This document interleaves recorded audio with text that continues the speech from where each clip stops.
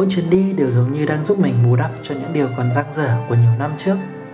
Có những lúc mình nghĩ, hóa ra là những năm tháng miệt mài học tập, làm việc và chăm sóc sức khỏe nó không chỉ để có một sự nghiệp tốt hơn, mà còn để đổi lấy những trải nghiệm như thế này. Được đi đến những nơi mình yêu thích, cùng người mình yêu thương trong một phiên bản khỏe mạnh và trưởng thành hơn của chính mình.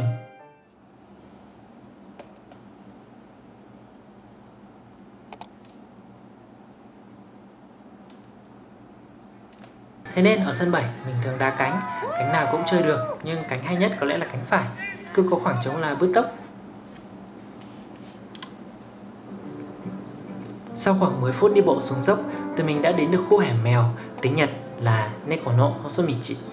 Đây là một con hẻm nhỏ dài khoảng 200m, uốn lượn theo sườn đồi, nổi bật với những lối đi lát đá, nhà cổ, các tiệm cà phê nhỏ, cửa hàng thủ công.